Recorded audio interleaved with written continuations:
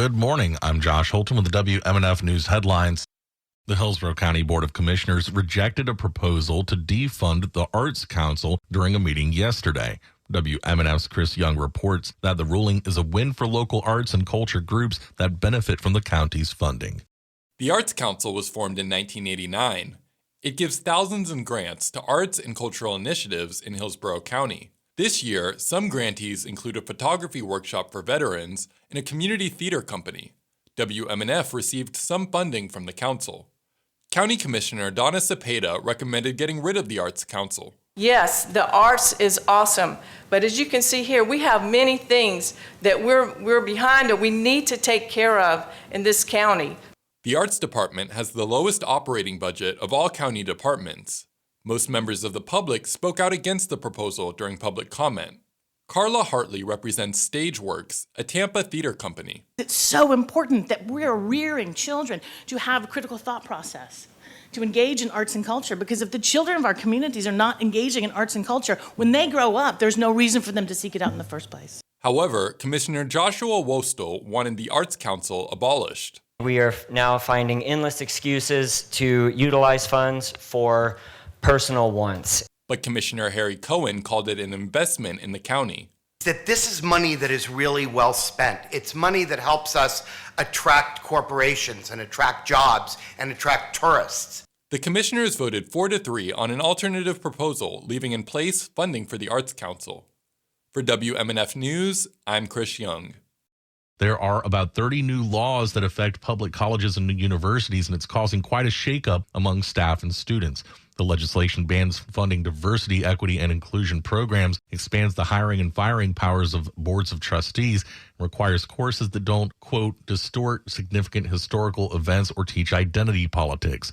Divya Kumar is a reporter at the Tampa Bay Times. She says that while some faculty members and professors left Florida schools entirely before the new school year began, others are staying to test the waters. I think others feel like people are going to continue doing the work they do. And I think a lot of it is kind of waiting and seeing how it all sort of plays out. Kumar says many faculty are waiting to see how university leaders handle the changes before making a decision about leaving the state. The Escambia County School Board is asking a judge to move forward with a federal lawsuit about access in school libraries to the children's book And Tango Makes Three. Attorneys for the Escambia Board filed a motion Wednesday arguing that the case should be heard in Pensacola rather than Jacksonville. Authors Peter Parnell and Justin Richardson and a third-grade Escambia County student filed the lawsuit against the Escambia and Lake County school districts and the State Board of Education. The lawsuit alleges First Amendment violations in removing or restricting access to the book in school libraries. In part, it seeks an injunction to require restoring the book to Escambia school library shelves.